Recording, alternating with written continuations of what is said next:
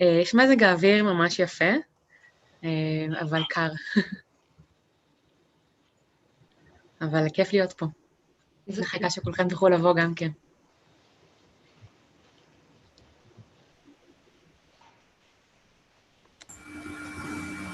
תהנים מלא.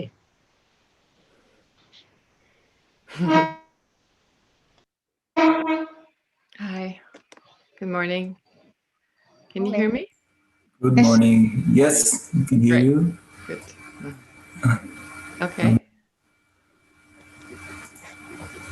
Okay, so I'll start with something short, Geshe, please. Of course.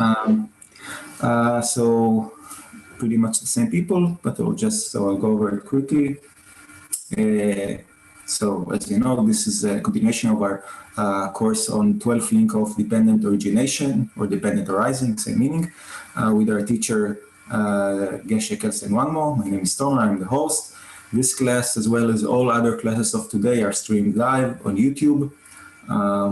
If it's more comfortable for you, and you can also find the previous classes there. It's in the DeFi Israel channel. I would like to invite you, if it's possible, to turn on your cameras so that the teacher can see us. It will give a much nicer atmosphere, to feel like a class. The text for this course can be found in the Dharma Friends of Israel website. If you go to the page of this event, the bottom of the page there is text. You can find the text there. And in the middle of the same page of this event, the course that we're taking right now, there's a donation button, and if you wish to practice generosity, you can press this button and donate for the teacher and the continuation of our activities, which are financed only by donation and are strictly on a voluntary basis. I think I went through it quick today, but that's not bad. Okay, so with that, I will wish us all an interesting and fruitful day and hand us over to Geshe. Thank you very much. Great. Thank you.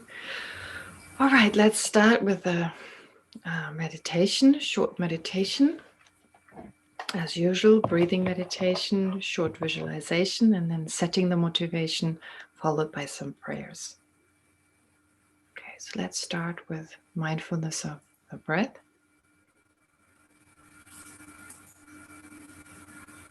And please switch off your microphone if it's still on. Please mute your microphone. I can still hear someone's microphone.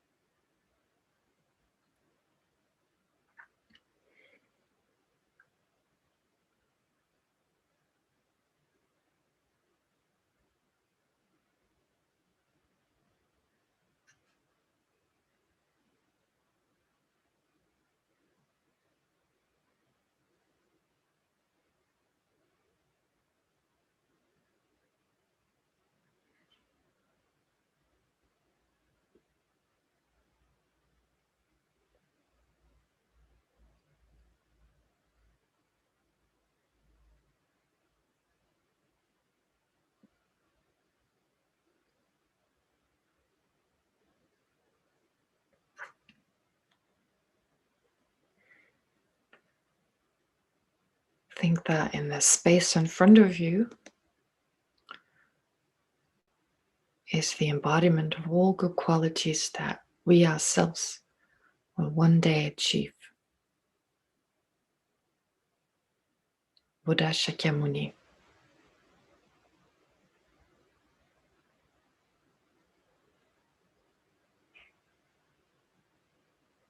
who appears in the form of a fully ordained monk wearing saffron robes.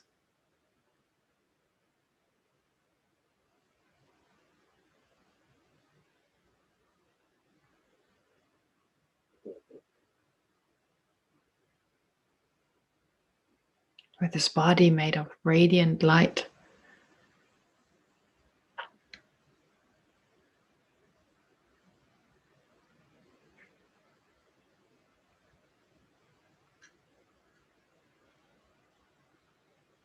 serving us as a refuge and inspiring us to achieve the same state of full enlightenment.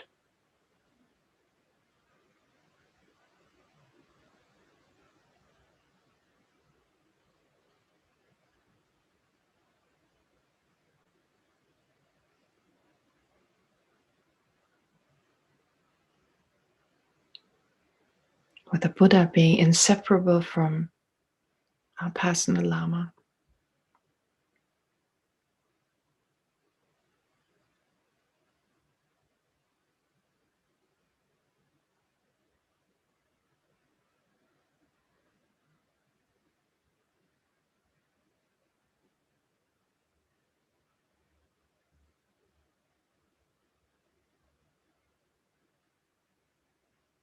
And then surrounding us are all sentient beings.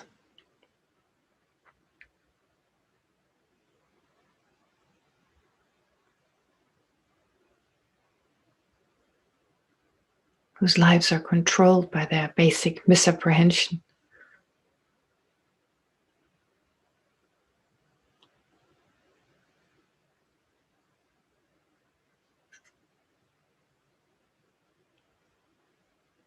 Giving rise to self-cherishing,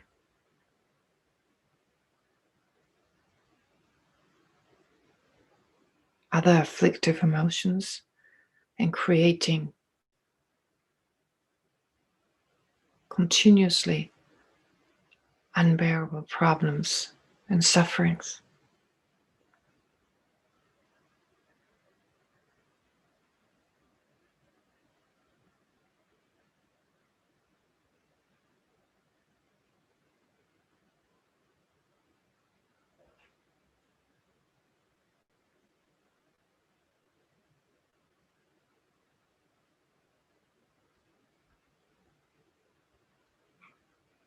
Constantly looking for happiness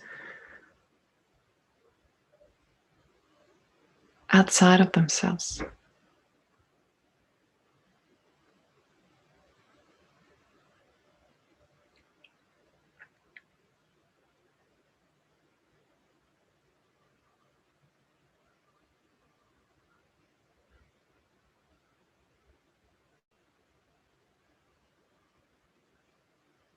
And never finding any true satisfaction.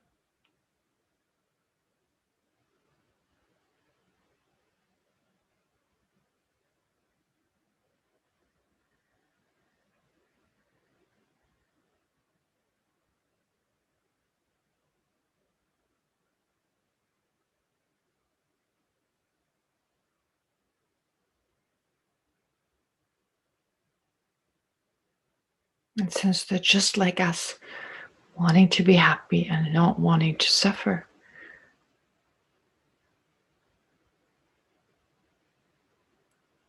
generate a feeling of closeness, of affection with these countless sentient beings.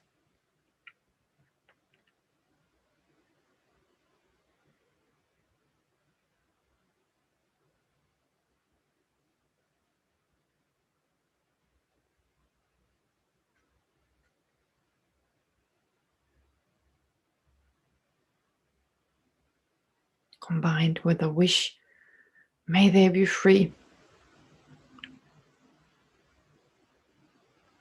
from all their unwanted misery and pain. And may they be free from everything that causes those experiences.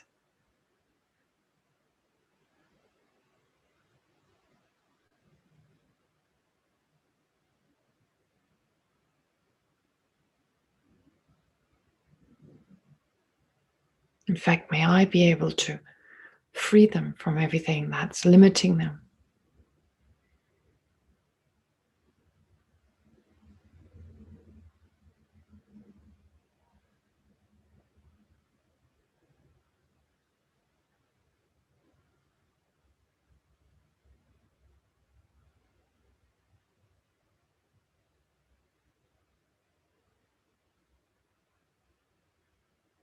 And then generate the determination, I will do all I can to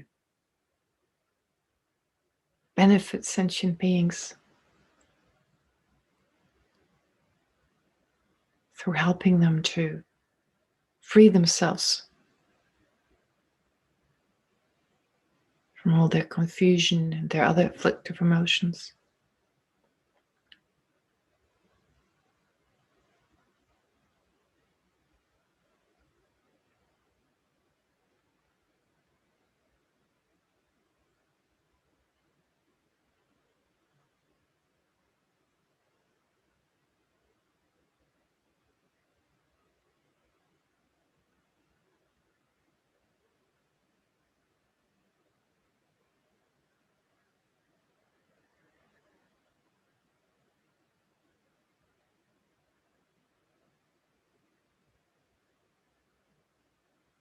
And how can I realistically accomplish this? Only if I become a Buddha myself.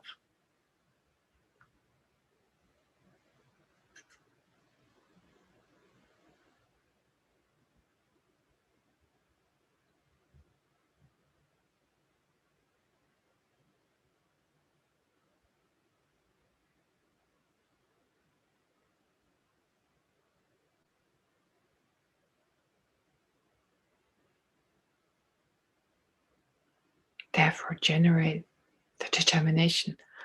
I myself will become fully enlightened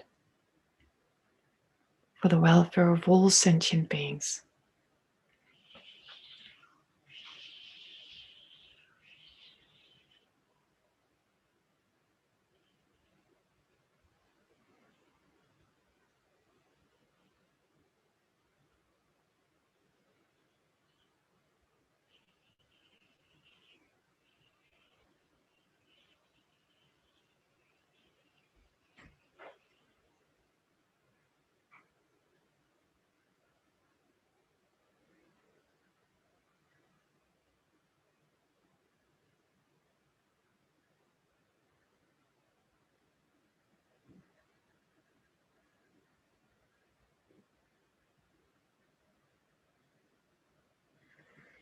And so holding this motivation, not letting go of it,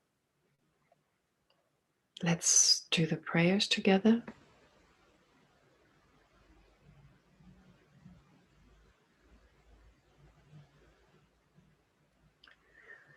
I take refuge until I'm enlightened in the Buddha, the Dharma, and the Supreme Assembly. By the positive accumulation I gather by listening to the Dharma, may I attain Buddhahood in order to benefit all sentient beings. I take refuge until I'm enlightened in the Buddhas, the Dharma, and the Supreme Assembly.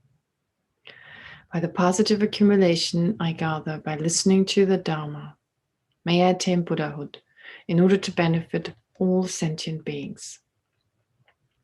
I take refuge until I'm enlightened in the Buddhas, the Dharma, and the Supreme Assembly. By the positive accumulation I gather by listening to the Dharma, may I attain Buddhahood in order to benefit all sentient beings.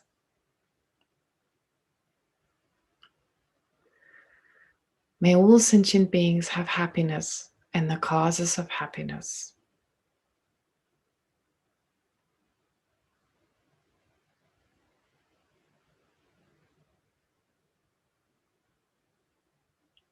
May all sentient beings be free from suffering and the causes of suffering.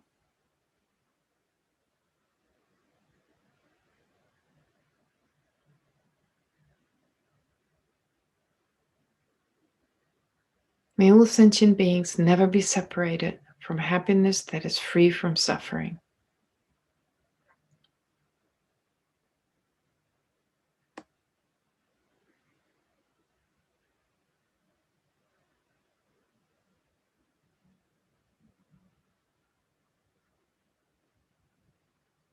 May all sentient beings abide in equanimity, free from attachment for friends and hatred for enemies.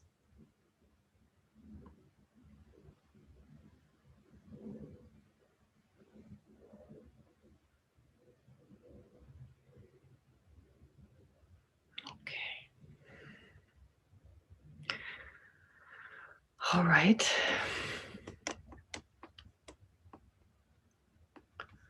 Now starting with the actual class. Well, last time I said that I would start with a meditation today, but then I decided to complete the explanation of the cycle, the circle. I've given it to you last week, but like I said, there's a little bit more detail this time, and I'll do this. I'll give you the more detailed explanation, also answer at least 2 questions in that context. Now, as you're aware, the 12 links are based on the principle of dependent arising. And that should be it is central to Buddhism, and it should be central in our contemplation of reality. And as I said yesterday, I started saying that with yesterday's class, I started stressing this, that whatever we hear in this context should not be about hearing something new, being entertained, which is hearing something new is a type of entertainment. Well, it feeds into our wish to be entertained. And of course, learning something new, of course, that's important. But even if there's nothing new, nothing that we haven't heard before, if we listen to it, as in we take personally what we hear, it affects us in a very profound way. And it is new, because our situation right now is new from moment to moment. And actually, you can always tell whether someone takes the teaching to heart or not, whether they take whatever they learn to heart when problems arise. You can always tell. When you're around people, when they have a problem, do they use Buddhist psychology to deal with it? Or do they leave it all aside and deal with it the way they have, the way they're familiar with it?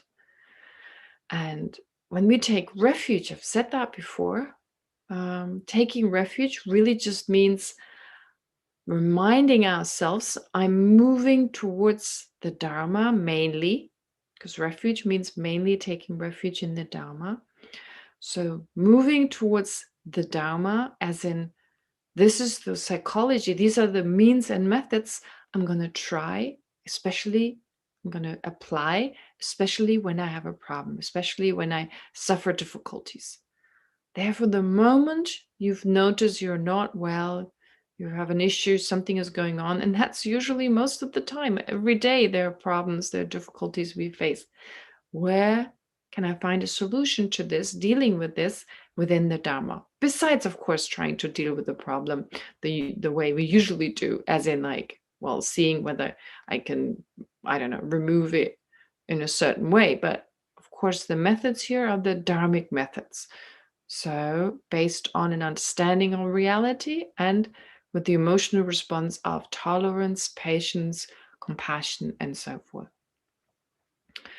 Therefore, in order to be able to do this, it's so essential to bring whatever we learn, take it personally, bring it into our own life.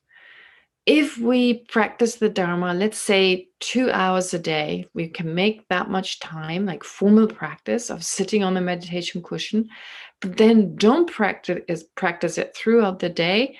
Well, that feels like, you spend 2 hours a day eating salad or exercising, and the rest of the day you just eat sugar or something. It's like it defeats the purpose, as in of course it does have an influence. It's great, it's beneficial, but then 22 hours a day, well, minus the time we sleep, of course, but then the rest of the time we're reinforcing old habits meaning reinforcing attachment to the I, attachment to what is mine, then giving rise to other forms of attachment, giving rise to anger, and so forth.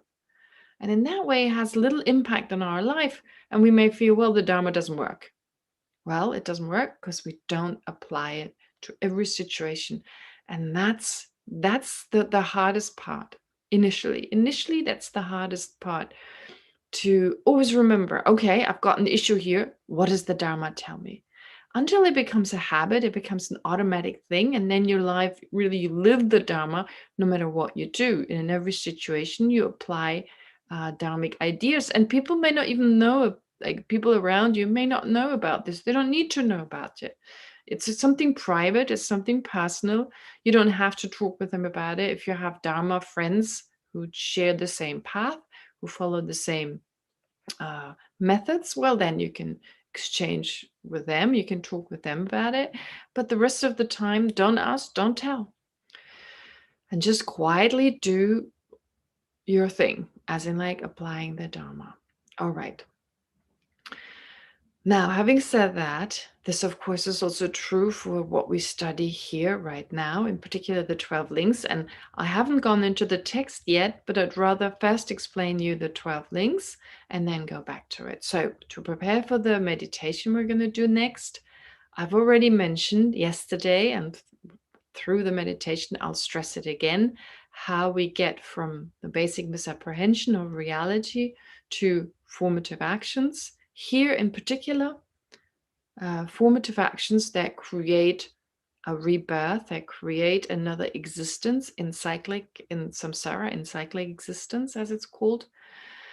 And within this state of cyclic existence, well, there are different realms, different states of existence, which of course are not they're not objective places, as in like, there's the human realm in this place, and then somewhere totally different you find other realms. Well, with the animal realms, it's obvious we share a realm, but even with the other realms, the scriptures suggest that they're actually in the same place. Sometimes to make it easier for us, there's the description of the celestial realm above and the hell realm below, but I don't think, in the earth, somewhere in the center of the earth or whatever. But actually, if you read other accounts of the scriptures, well, actually they can exist in the same places because they're subjective. And depending on our karma and our the karma, well, especially the karma, the formative actions we're talking about here, well, I perceive something as a human being, for instance, a ball of liquid. To me, it appears as water. To a being of the Preta realm, it appears like pus and blood, and the celestial being like nectar. So that suggests actually the basis may be even similar, doesn't have to be, but can be, but is perceived totally differently. So in the same way, in the same place where we exist as humans right now, we have a sense basis, we have a sense source that enables us to perceive certain sense objects, but not all of them. I mean, scientifically, we know there are quite a few sense objects that we cannot perceive, that are too subtle, or well, I don't know, that are maybe not, well, yeah, subtle in the sense in relation to us. They're subtle in that we just cannot perceive them. For another living being, maybe a dog or a dolphin, they're totally obvious and not subtle at all. And we don't know what dogs and dolphins perceive other than those things that we are aware that they perceive, but we don't perceive. I mean, they may actually experience beings from other realms, but for us, they don't exist. And as we've heard before, well, just not realizing their absence is not the same as realizing, not knowing their non-existence is not the same as proving their non-existence. No, I didn't say that right. Not recognizing their existence is not the same as realizing their non-existence. So Eduardo said, what was it? Absence of evidence is not evidence of absence. Okay. Therefore, for us, things don't exist. These things don't exist for us. It doesn't mean they don't exist in general. Okay, so that being the case, there are other realms that exist around us and beings having experiences all around us. And these experiences are, depending on the type of actions that cause them, they are incredibly powerful negative experience or very positive experiences. in the case of the celestial realm. Sometimes it's been a couple of years now that I'm thinking, incredible, in this human realm, there's certain laws of nature at work that make our lives, of course, quite difficult, as in like our bodies on the regular basis, we've got to wash them, we've got to clean them. If we don't look after them, after a few days, they start getting smelly. Now, there are other realms where that is just not the case. So think you have a body that doesn't become smelly like that. You don't have to wash it. So we have to buy clothes. We have to look after our body. Things get dirty really easily because of the environment we live in. But there may be an environment where that is not the case, where things don't turn as quickly dirty, and our body doesn't turn dirty that way. We don't have the same burden of our body. Why not? So just thinking along these lines about human existence, that there are certain natural laws at work that determine our lives in such a way that we have to spend a lot of time doing certain things. Definitely we have to spend a lot of time sleeping. That's also, I mean, we spend a lot of time just lying there comatose, half comatose for, I don't know, 6, 7, 8 hours every night. That's a long time. Again, because of having this body. Now, it's possible to have other types of bodies. And what I find very interesting, and I just want to share that with you, there are videos, actually, you can find them online, about people who've had experiences, who maybe fell into a coma. I remember very clearly there's an account of a person. He's a neuroscientist, and he fell into a coma. He had meningitis and he fell into a coma. And he never believed before, previous to this event, he didn't believe that body and mind, that is brain and mind, could exist separately. He never made a separation. As a neuroscientist, he was mainly focused on, the brain. And to him, the possibility of a mind, it was just not part of his background. But he had this really vivid experience, actually a type of hellish experience, where there was great fear and pain and confusion. And he had no language to really think about this. So he had full memory of what had happened, but there was no language to think about. It was just this incredible experience, this terrifying experience. And it lasted for a really long time. There was no sense of time and space. It just incredibly long experience. But in actuality, in terms of his coma, it wasn't that long after all. I mean, it was a few days maybe, or a few weeks. Anyway, when he awoke from this, he was convinced that the mind can exist separately from the body. Because apparently during this coma, his brain was not very active, while his mind was so vivid at the time. And I spoke with Geshe about this experience, and he said, well, this is a typical example of a kind of temporary hell. Now, in the scriptures, you find like a temporary experience of a hellish state, a temporary state, which is like you're still connected possibly with the human body, or even just after death. There's just a short time that you have these hellish experiences, taking on a different body, a hellish body, but it doesn't last very long. So in this case, this person had a hellish experience in that it didn't last very long. It was just a short, kind of relatively short in relation to human time, although it felt really long. Now, to this person, that was real. That was real. To us, it's like but who's to say our experiences are more real than that person's experiences? Because all we perceive is what is within the limitation of our body and mind. And there's so much more than that. And what we perceive is so individually different, so subjective. Therefore, how can we say that this person who was in the coma, that was just as real for them as our experiences are? And this is what these realms are all about. And then there was another case of someone who again had some, I don't know, I don't think it was a coma, I forget what it was, but also losing conscious, being not conscious for a while, and having this incredibly beautiful experience, being in this place that was so beautiful in terms of its colors and its purity and the smell, and everything was just so pleasing. And then meeting these wonderful people, and just, so that sounded like a celestial kind of realm. And again, it was just for a while, until whatever the condition that caused that, I mean, the external or physical condition, that was one of the conditions to give rise to that. Well, until that was taken care of and the person came back to being conscious as a human being. But again, this lady, she talks, as a young girl actually, she talks about it. It was so real, she says. It was so tangible. It just didn't feel like a dream. It was a reality for her for that time. She had a different body. She had all these experiences. So it didn't feel like a dream. It felt like a memory.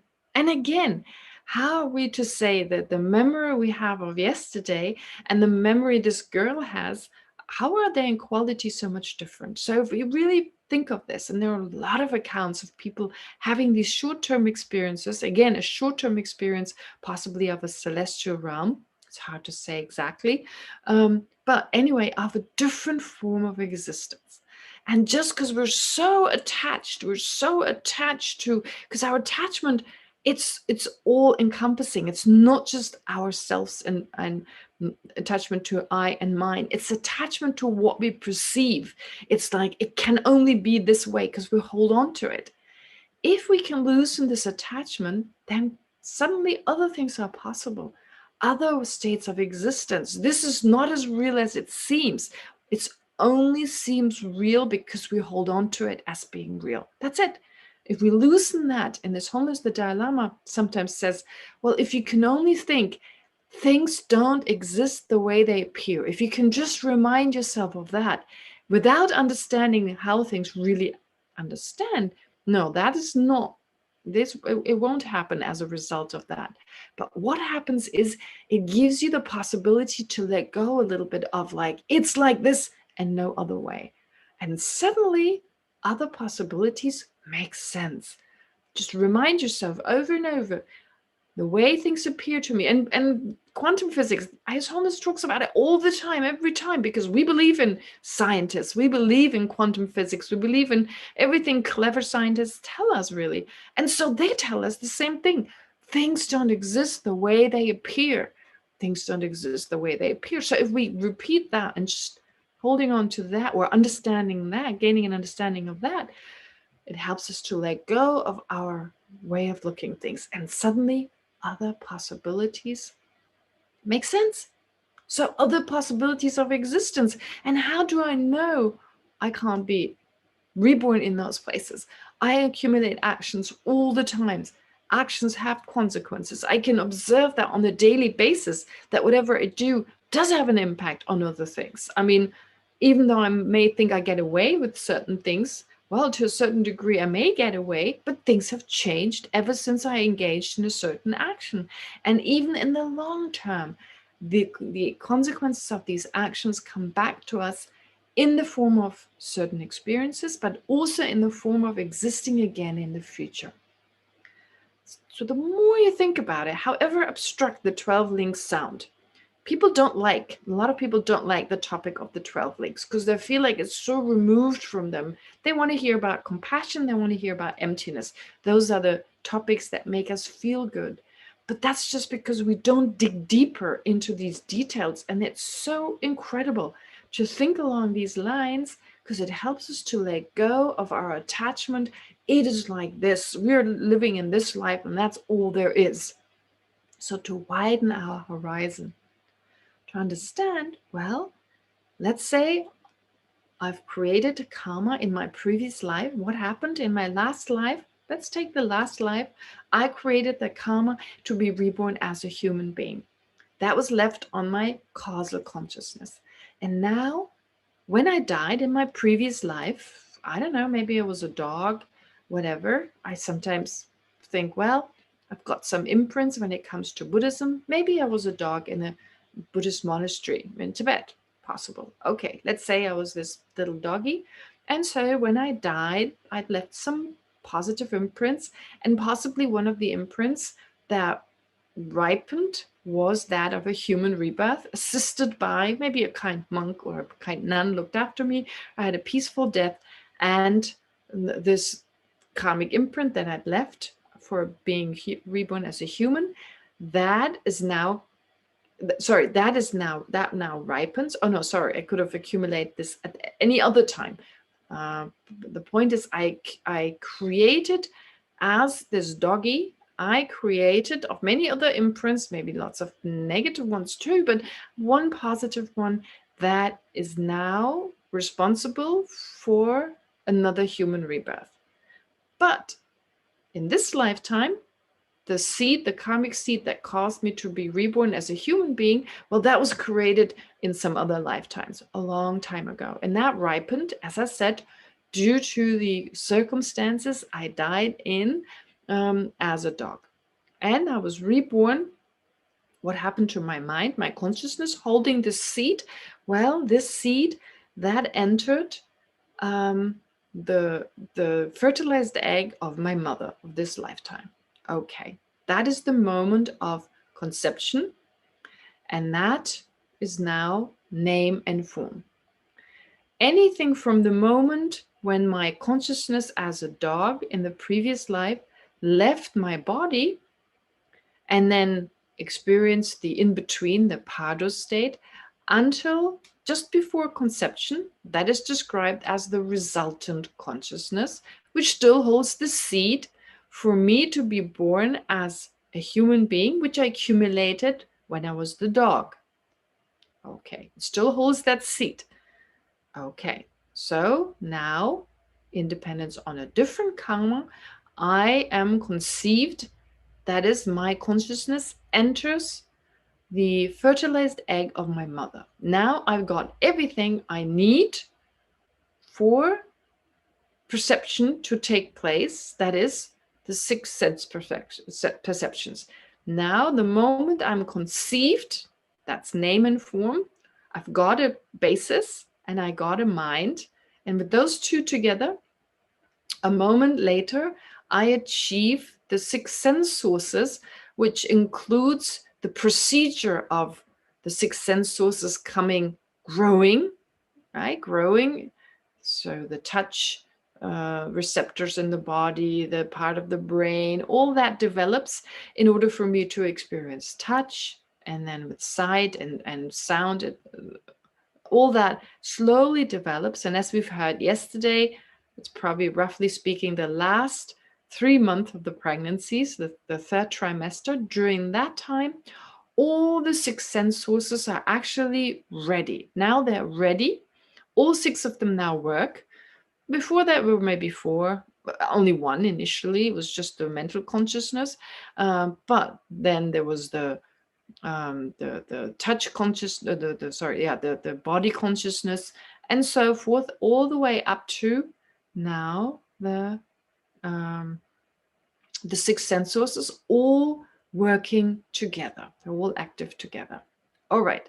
Now, to remind you, the moment of conception, that is just the moment of consciousness and mind, consciousness and the body, which is the fertilized egg, to come together. That's name and form. And the moment the cells now start dividing, I would say that is the beginning of the six sense sources. The six sense sources, as in like that marks the moment the six sense sources start to form as part of the body developing. So from the moment the cell division starts, through the force of the karma, my karma as a human being, that six sense sources start, and they go all the way until they're fully functioning. When they're fully functioning, then the fully functioning sense sources still precede contact. Why? Because contact means the different awarenesses are able to perceive the different objects. Okay, so when the last of the six sense of the six consciousnesses is fully functioning, that is the moment, the last moment of the six sense sources. Because a moment later, now the last of those is able to make contact. And this contact where all 6 of them can make contact, that is the next link of contact. Now, just a short explanation, what does that contact really mean? It means that, let's say what is the last, the 6 consciousnesses? It's the I consciousness. The I consciousness comes together with the object.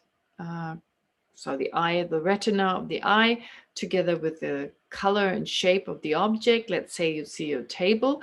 All those, they come together. And of course, there was a previous moment of awareness, because for an awareness of the table to take place, you need to have a previous moment of awareness. Otherwise, the I consciousness cannot arise as an experiencing entity.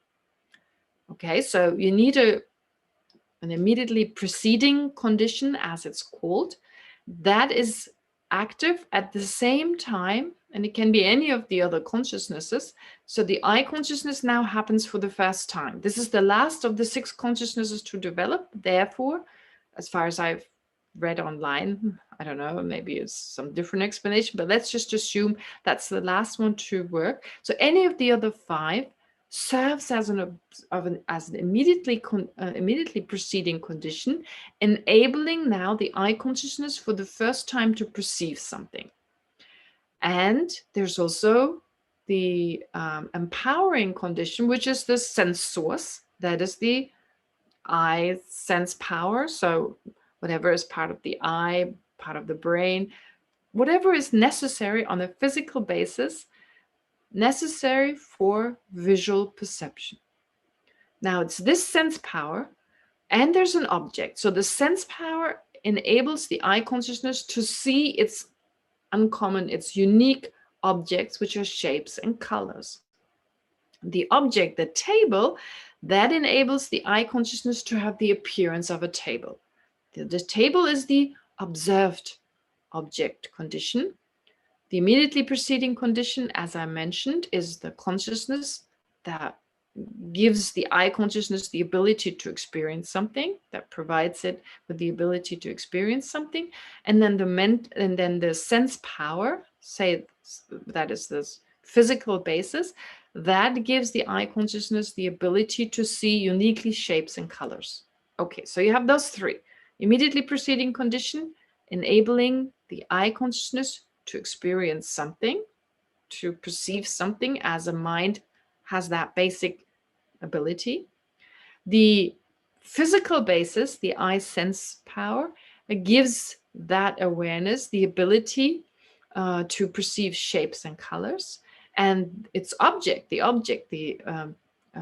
table in this case, gives the I consciousness the ability to have the appearance, to have the table appear. If there's no table, a table cannot appear to the I consciousness. And those are the 3 conditions. They have to come together. The immediately preceding conditions, at the same time, they exist at the same time.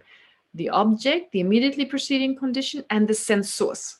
Okay, it's the coming together of those 3, as in like all of them are active at a certain point, and a moment later then contact is made, which contact means now a moment later the I consciousness, because of those 3, can now perceive a table that appears to it. Okay, and thereafter there's automatically feeling. Okay, that's this procedure. So, and this is now going on throughout this person's life. Now there's this huge jump, as in like, it's not saying the person dies right away. No, it's saying, okay, now your life is basically works along these lines. We perceive things. I, as a human being, perceive things. There's feeling, and that, of course, leads to one of the afflictive emotions. And that's implied here when we say feeling. It gives rise to anger. It gives rise to attachment. It gives rise to many different, emotional responses, which are sometimes, of course, also positive, but ordinarily being governed, being guided by our misperception, it's usually confused, etc. Then at the time of death, that is this is like our sense of self is at all times, of course, we sometimes feel threatened. Our sense of our attachment to the I, in my case, as a human being, it's threatened over and over again. But the greatest threat is when I'm nearing my own death. We are aware of that. There's a process that takes place where the coarser minds are absorbing in our subtler minds in a way that is so profound that people know when they're dying. They usually have a sense of when they're dying. In fact, quite a few people can, due to the power of the mind, kind of control that, maybe live a little longer to see a relative, or die on a specific day. I think if we direct our mind in that direction, well, we can possibly direct that to a certain degree. But we are definitely aware of dying, depending on the kind of death. If it's a sudden death, of course, that kind of awareness, there may not be enough time. But I still believe there's time, like just a moment of being aware. But the point is, when that takes place, there's a feeling there, of course, and that's unpleasant in an ordinary person, because going out of existence, the self, the sense of I am disappearing, and there's fear, and that is, of course, unpleasant, and that gives rise to craving for existence. Now, craving, usually they say there are 3 types of craving.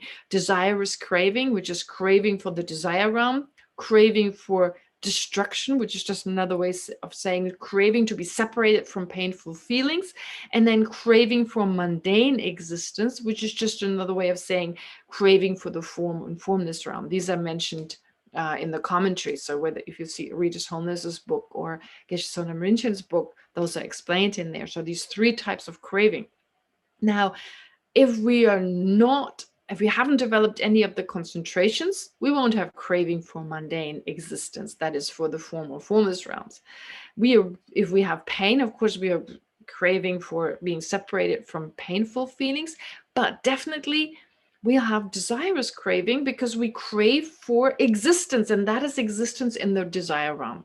So definitely that is there. And then when it grows stronger, there's grasping. But here, grasping can also be of 4 types. Usually there are 4 types described: grasping at the sense objects, grasping at philosophical views, grasping at different forms of ethical disciplines and modes of conduct as supreme, and grasping at the self. Now, those are not the kind of graspings that we experience, but they're usually mentioned. They're always mentioned in the commentaries. At this point, when grasping is described, well, usually there are 4 types of graspings. Okay, again, you find them in the commentaries. Grasping at the sense objects at the moment of my death? I don't think so. I'm probably not that interested in sense objects. Maybe at some point. Grasping at philosophical views? Not sure. Grasping at different forms of ethical discipline and modes of conduct as supreme? I don't know. Probably not. Not when I'm dying. The things that they seem more important. Grasping at the self? Oh, absolutely. Grasping at existence, grasping at the self, which are kind of similar. I'm grasping at the existence of the self. I'm grasping at existence in the desire realm, at the self. And what does that cause? It causes the triggering, this strong form of grasping, this profound form of grasping, which is now activated because of this sensation of dying. But not just that, it's not just activated, but what also happens is that the karma that caused my birth as a human being, it's about to be over. It's about to be finished.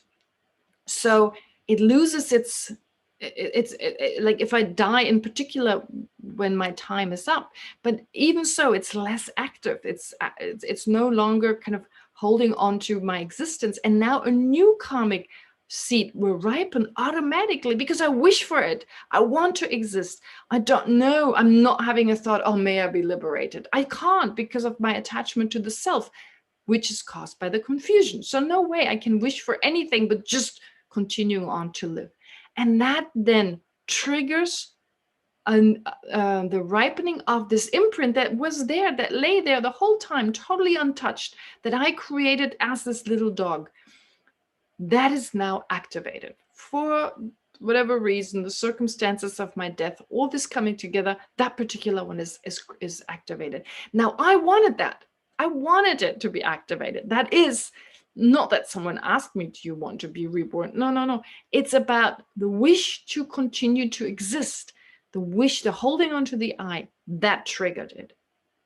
Now, Iki asked this question. He asked, how long does that last? How long is this the 10th link of existence? That is the link when you trigger what?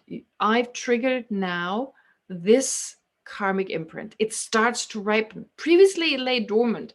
It didn't do anything. It didn't move. It didn't, well, it changed. It may have changed slightly, of course, due to other activities, but it hasn't ripened such that it now throws my mental consciousness into a new existence. That's what it does. That's why it's called a throwing karma.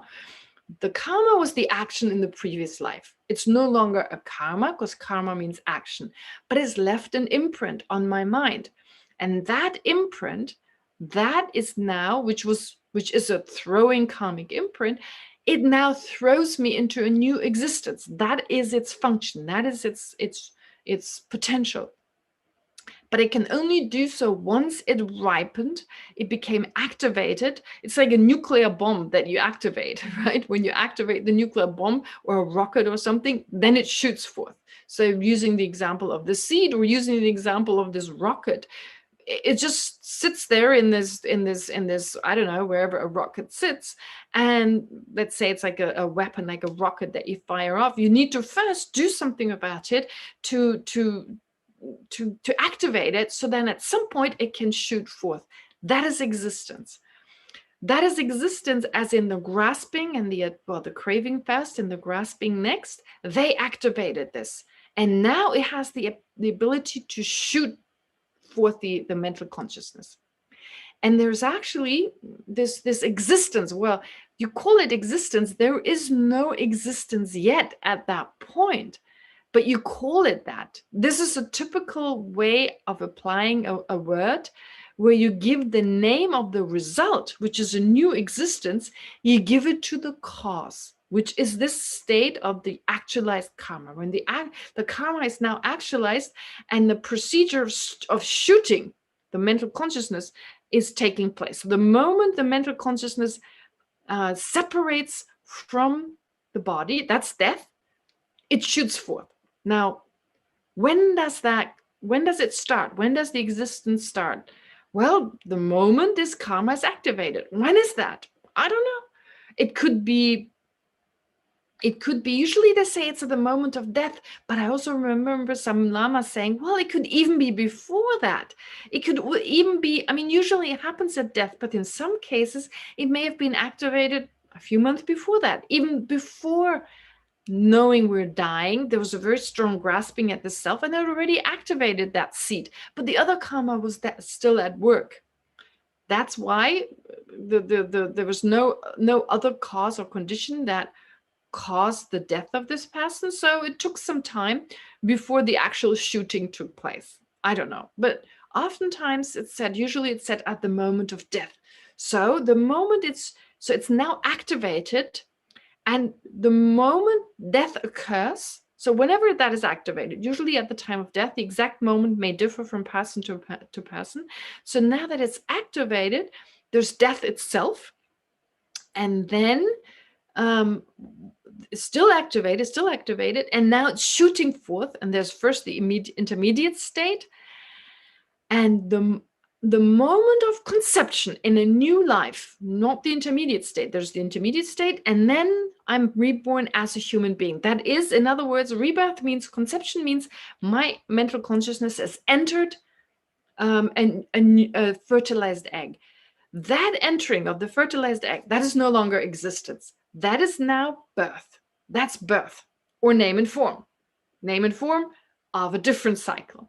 Okay, it's again name and form as well, but of a different cycle altogether. So this birth and name and form are simultaneous, but of course, in terms of the 12 links, the name and form here belong to a different cycle that's running parallel, but where the different links exist at different times. Now, in terms of my like this particular case, the karma was created as a dog. Now I'm a human. And at the time of death, this karmic imprint is activated. So when does it start? When it's activated, whenever that is. And then you talk about a directional existence and a progressive existence. The directional existence is this germinated, this activated seed that is activated even though I'm not dead yet. It's already activated. So it's already kind of like moving in a certain direction. And then the progressive one is when I'm in the intermediate state, and it's progressive as in like the intermediate state already indicates where I'm going to be reborn. So if you can perceive, some lamas can perceive through their special powers, they can perceive another person in the intermediate state. And that is said to be similar and an indication of where the person is going to be reborn. And this you cannot stop. Now there's no stopping. You cannot reverse this. It's in the progress. It's in progress. That is, the person will definitely be reborn there. So that is the existence in progress.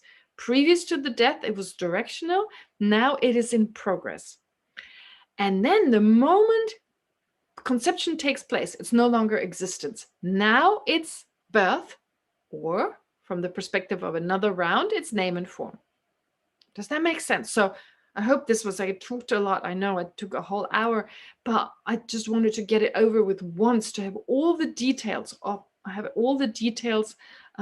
of the 12 links, in particular when it comes to existence, which is not existence yet.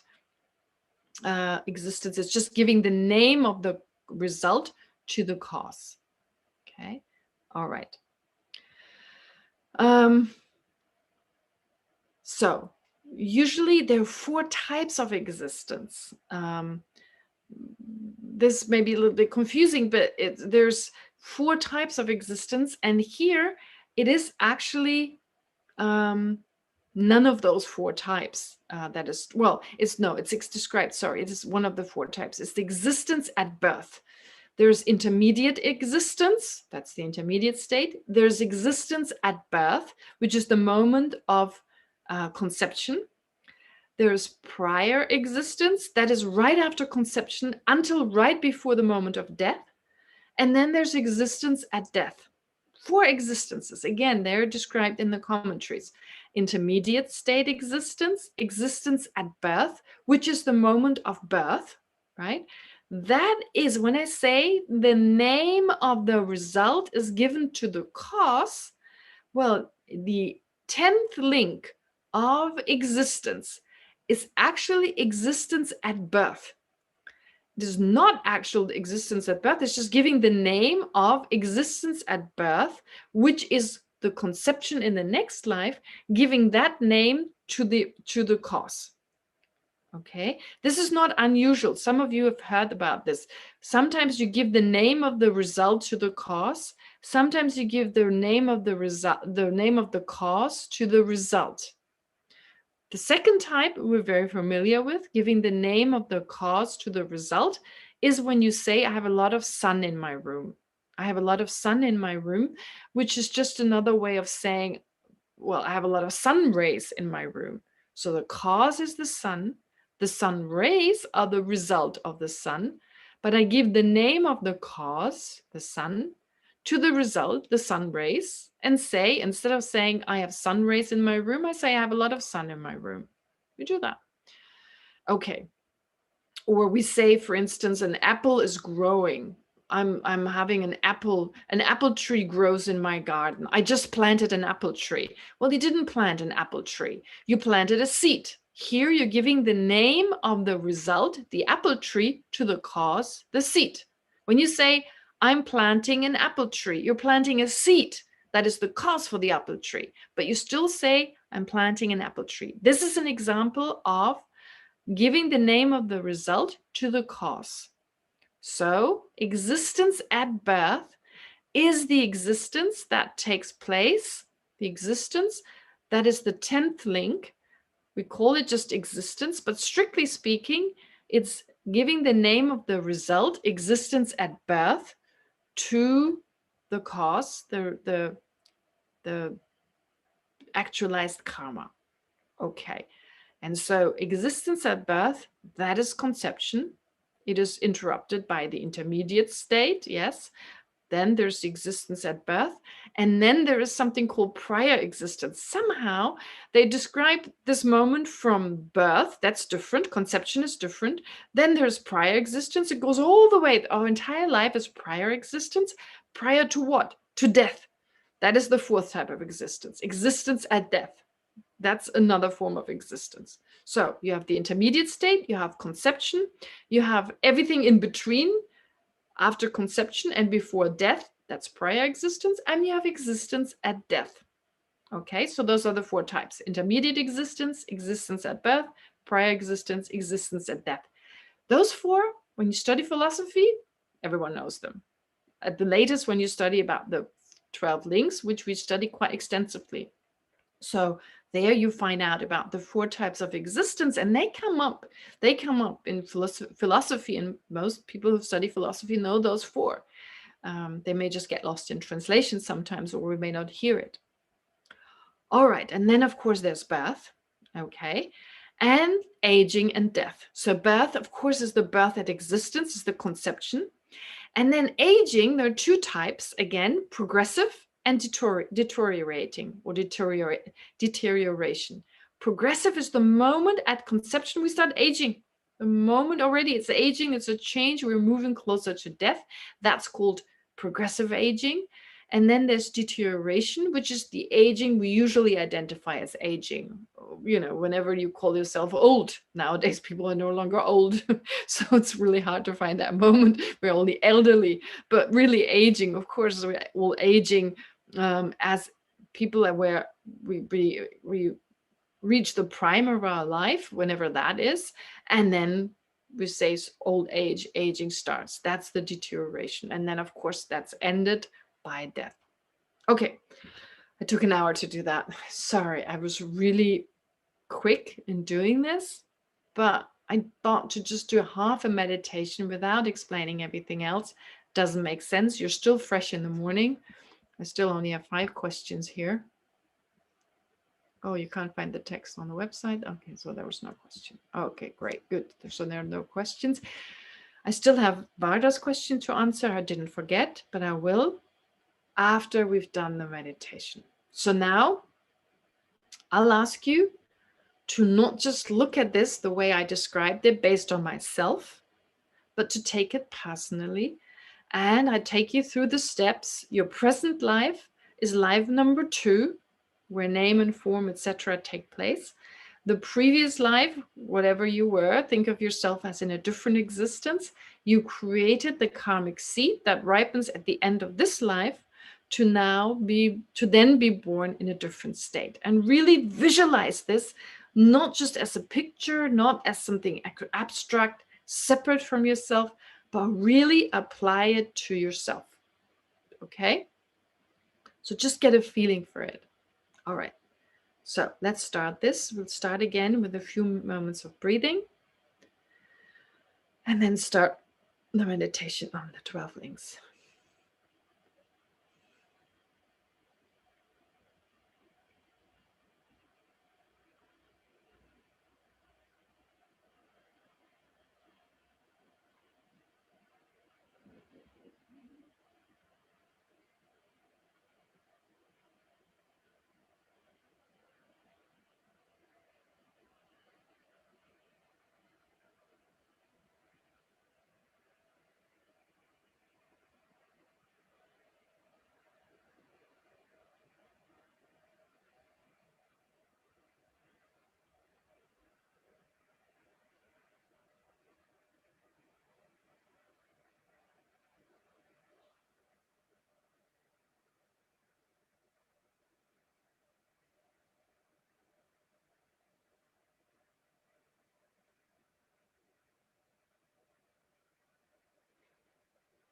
Now think of yourself in a different form of existence in a previous life. Having a different body to your body right now.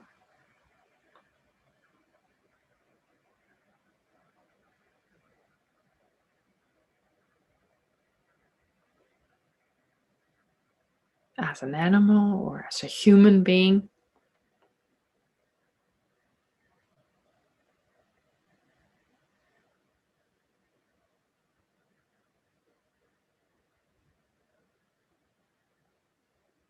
having different parents.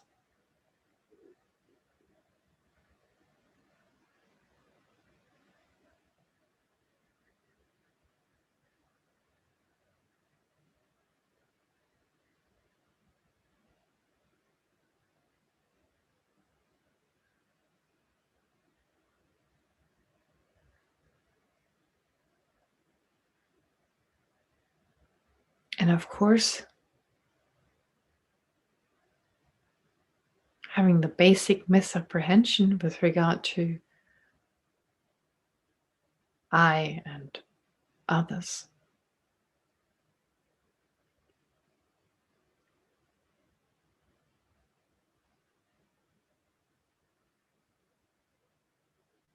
Holding on to a true I.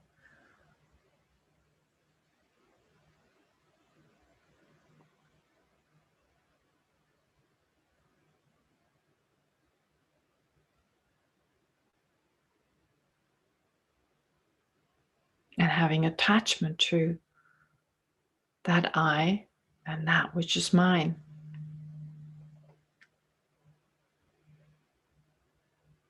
In particular, my happiness.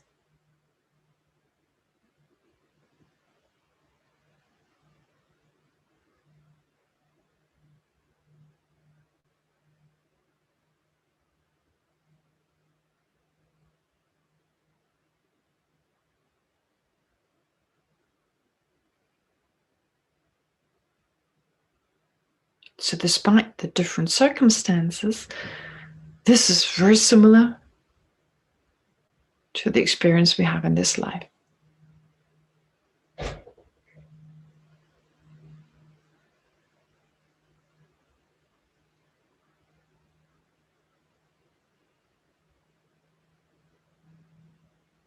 And this attachment to I, or the self-centeredness,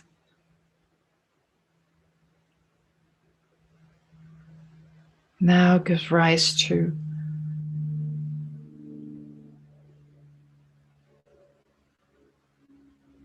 attachment to other objects around me.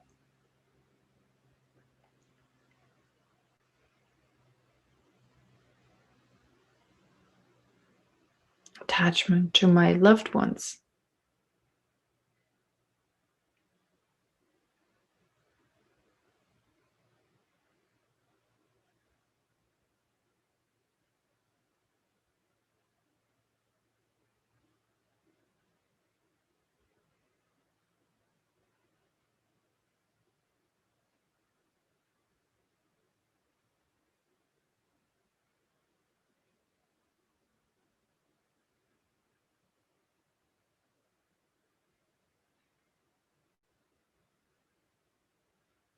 And think that out of this attachment,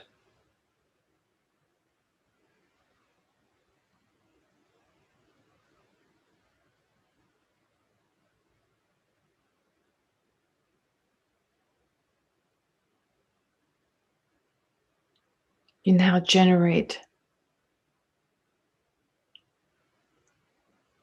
a powerful karmic imprint.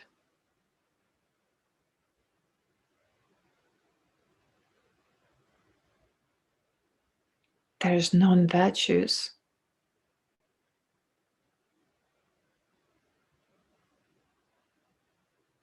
And holds the potential to be reborn in the animal realm.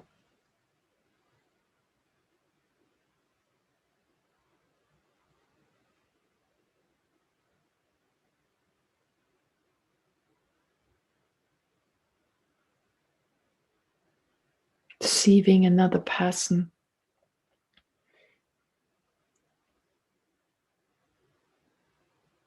Or acting out of anger.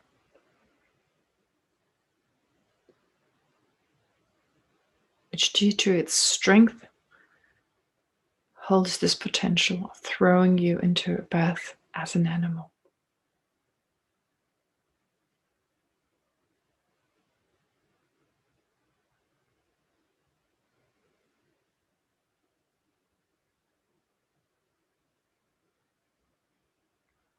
And this karmic seed now, once the action is over, this karma leaves a residue, a karmic seed.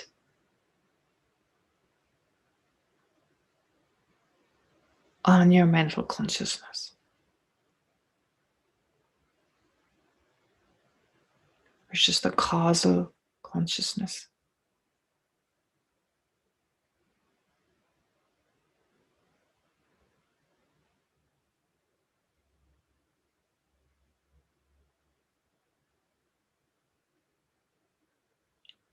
So we're still in that previous life. But now the time of death and the previous life draws closer.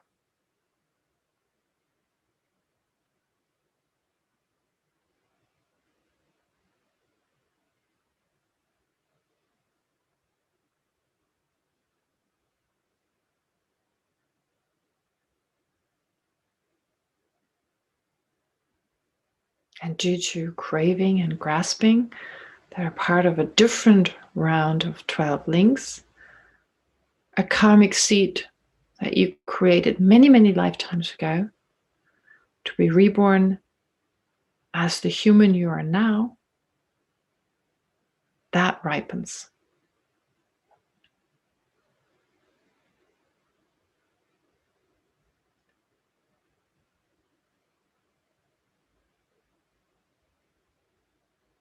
Then you experience death in the previous life.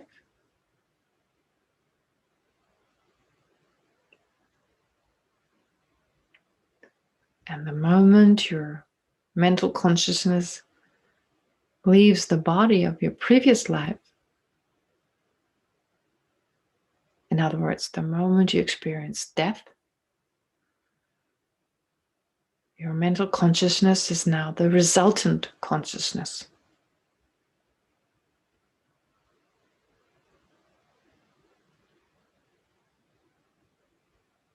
Still holding the seed for a future animal rebirth.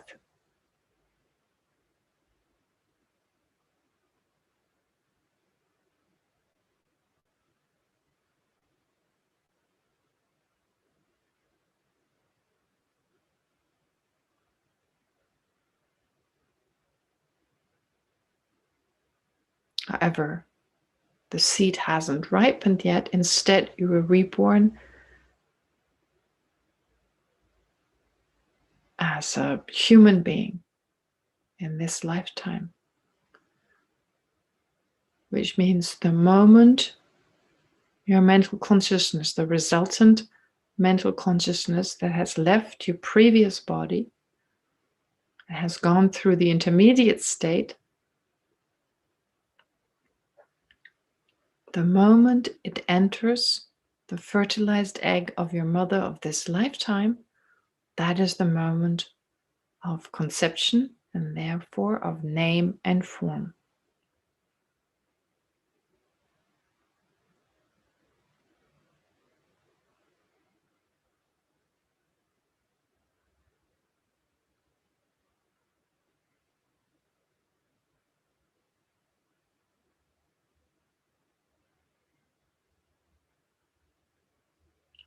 Now your mental consciousness has joined with the fertilized egg of your mother,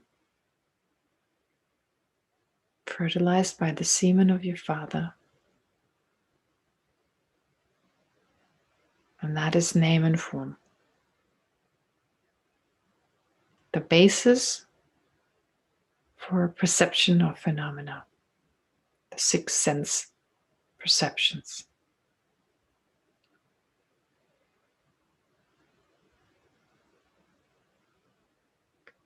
And then as soon as this cell, the fertilized egg, starts to divide,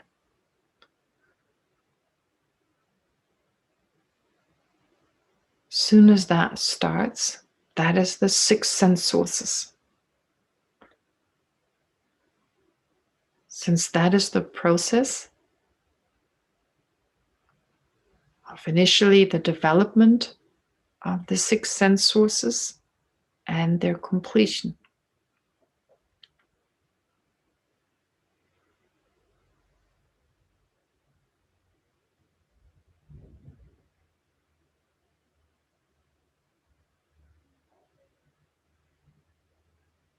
So while name and form only lasts for a moment,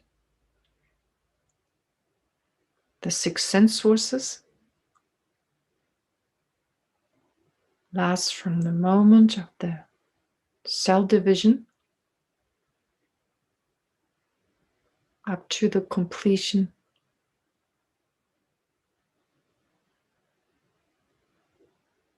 of the 6 sense powers.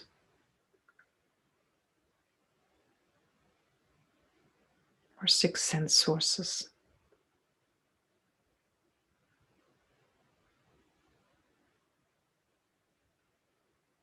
Roughly around the 3rd trimester of pregnancy.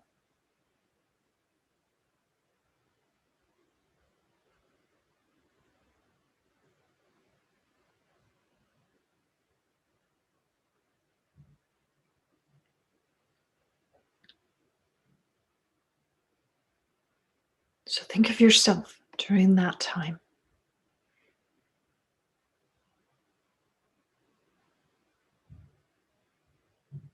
In your mother's womb.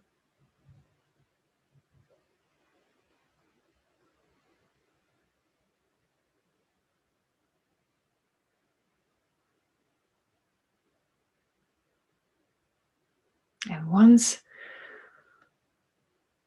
all 6 awarenesses, their sense powers are now ready,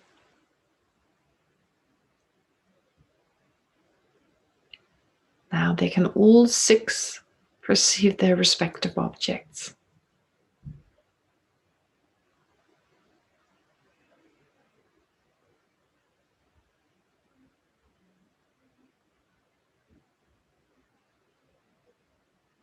And since the I consciousness is the last to develop,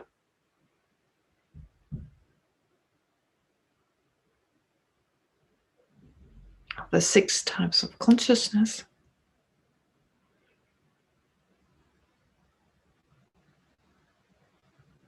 the moment just before you were able to perceive a visual object with your eye consciousness for the first time, the moment just before that is the last moment of the link of the 6 sense sources.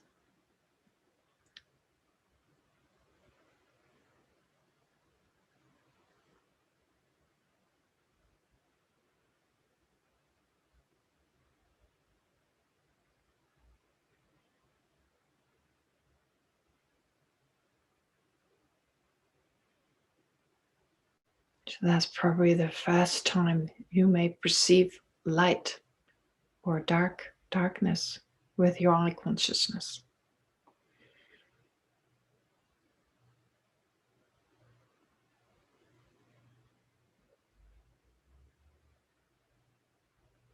So now, as part of the link of 6 sense sources, you have the intermediate preceding condition together with the eye sense power and the object, which is light.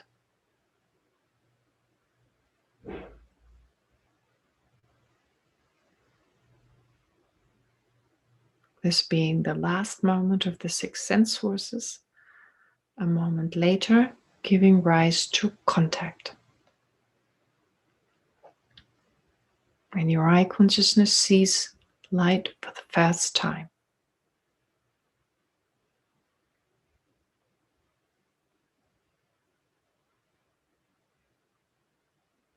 And of course, the other 5 consciousnesses able to perceive their respective objects.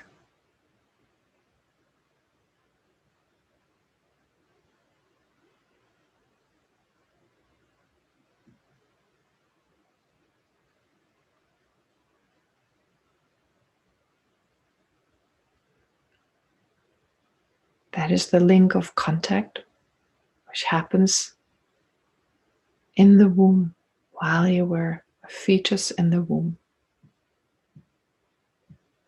during the last 3 months of your mother's pregnancy.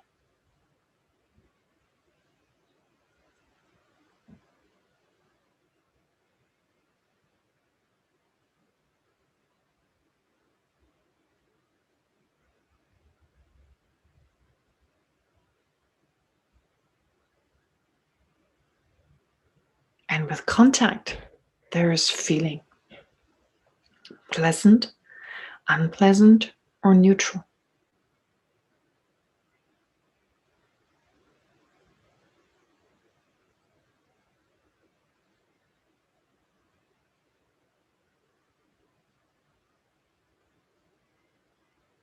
And from that time onwards, our life is driven by the feeling associated with the 6 consciousnesses.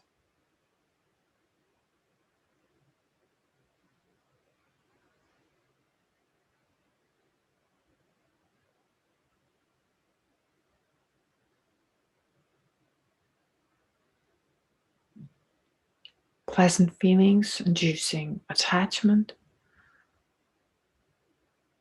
unpleasant feelings, aversion,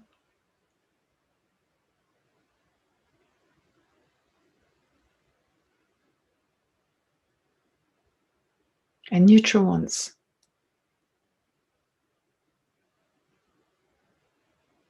ignorance or giving rise to ignorance or indifference.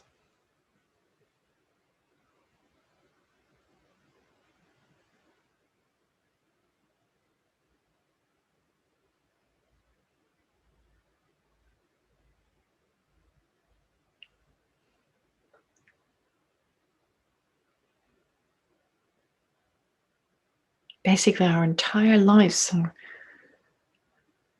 driven by our craving for pleasant feelings and craving for the absence of unpleasant feelings.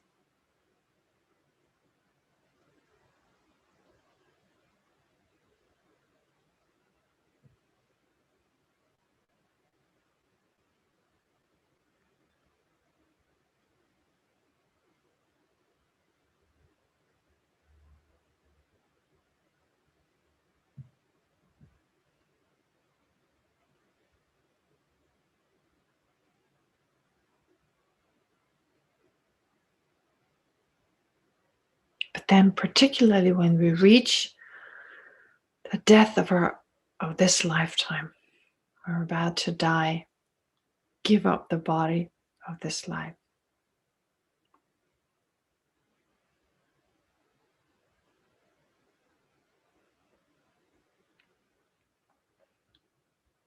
That moment of death is preceded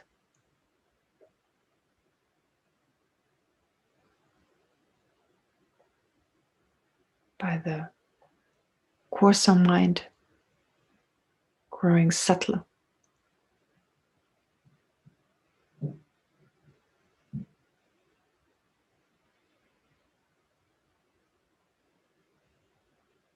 Giving rise to a feeling,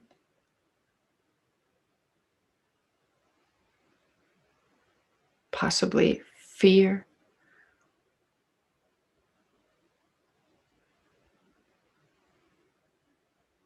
anger,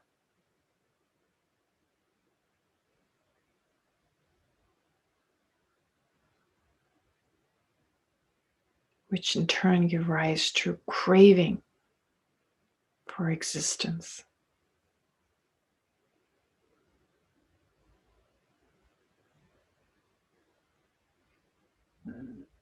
A sense that I'm disappearing due to the stages of death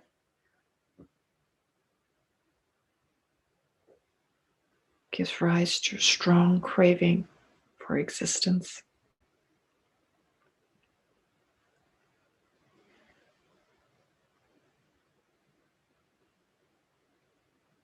Which, when it grows stronger, turns into grasping.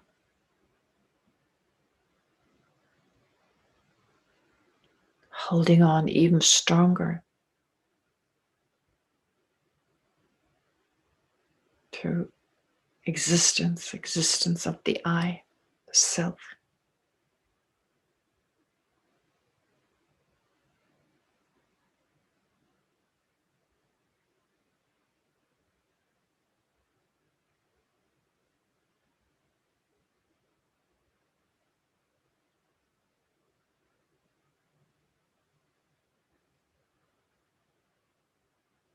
And since my mind is not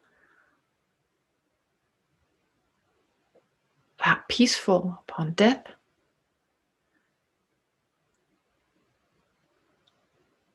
strongly holding on to my possessions, experiencing greed,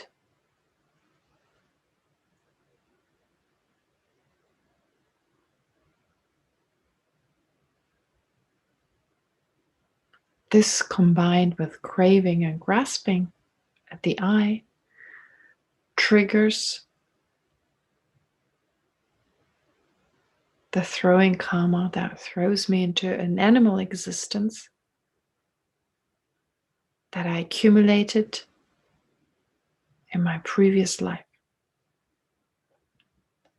and that up to this point lay dormant.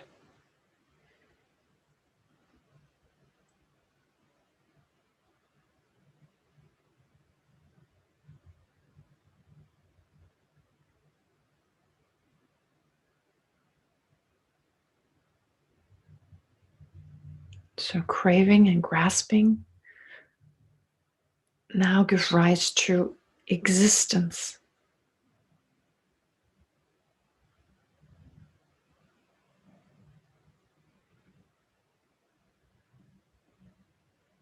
Which refers to the ripening of this particular throwing karma.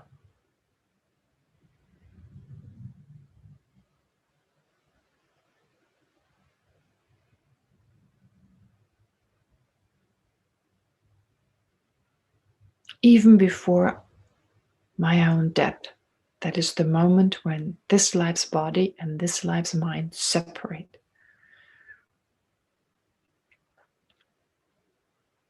The 10th link of existence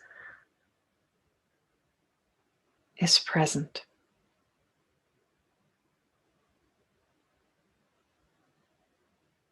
The directional aspect of the link, and that is already directing the mind towards an animal existence, even before my own death.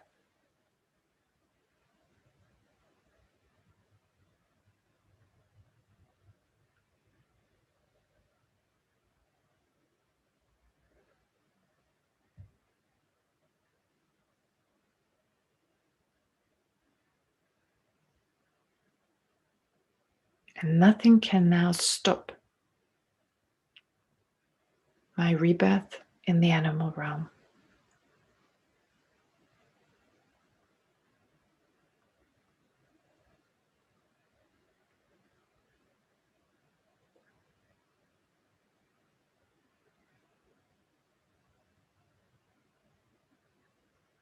And now with my death in this life, with the separation of my mind and body in this life,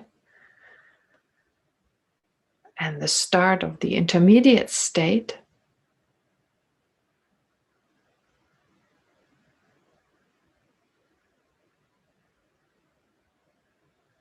now the progressive stage of the 10th link is at work.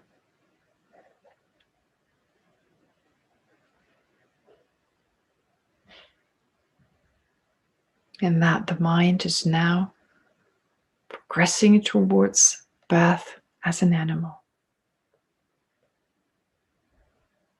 thrown by this particular actualized karma.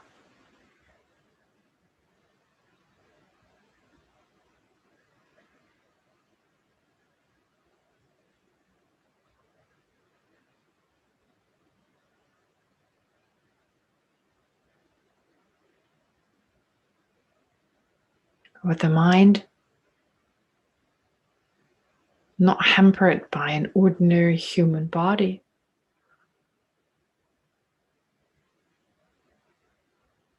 but rather with a subtle body of an intermediate state being.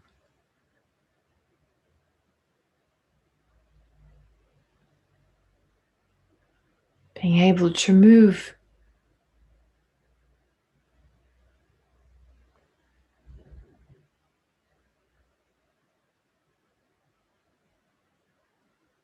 in a few seconds.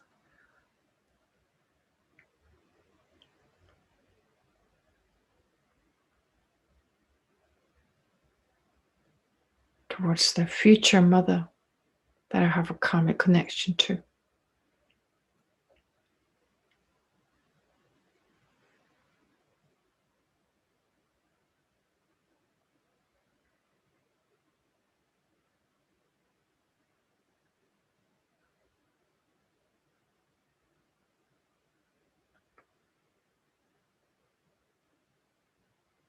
With the end of existence being the moment when my consciousness enters the fertilized egg of my future mother.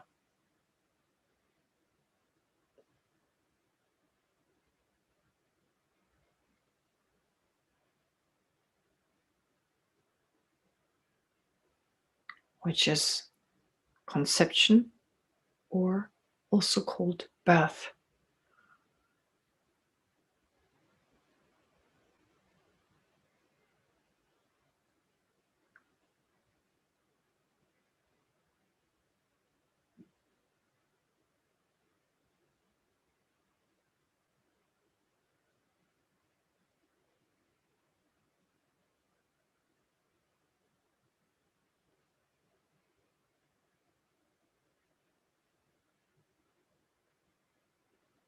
It just lasts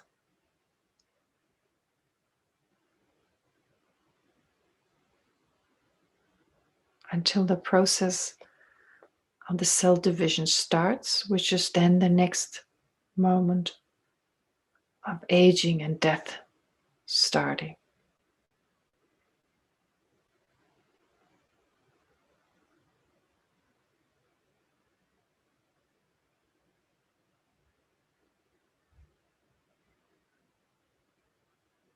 With link number 12, lasting all the way up to my death as an animal.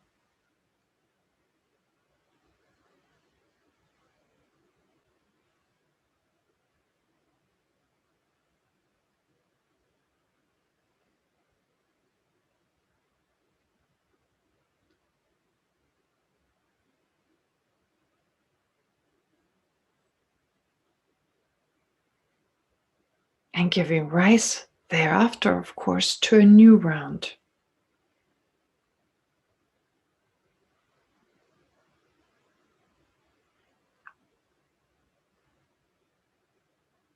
Caused by a different karmic seed.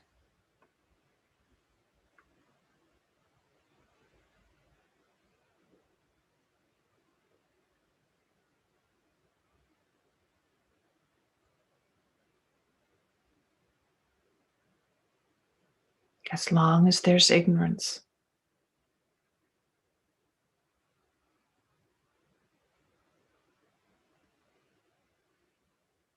And so now to conclude this meditation, whatever insight that you've gained through this analysis, spend a moment to just focus on that single-pointedly.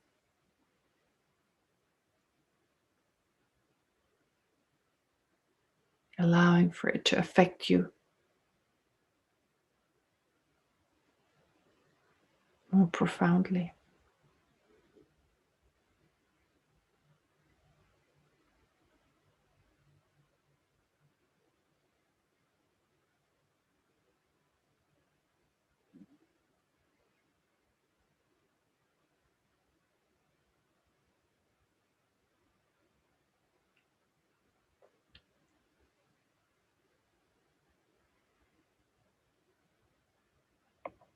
And then before we take the break, take a moment to dedicate whatever virtue we've accumulated during this meditation. May it become a cause for us to attain the fully enlightened state of a Buddha, to be able to liberate all sentient beings from the cycle of 12 links.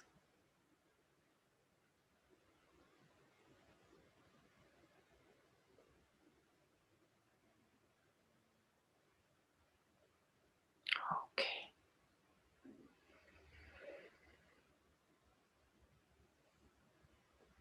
Sorry, that was slightly longer than planned. Let's have a break until 5 minutes after 12. Okay, let's take half an hour break. It's where you are, it's 11:36, I think. Yep, 36. So I'll meet you again at, well, 30 minutes later.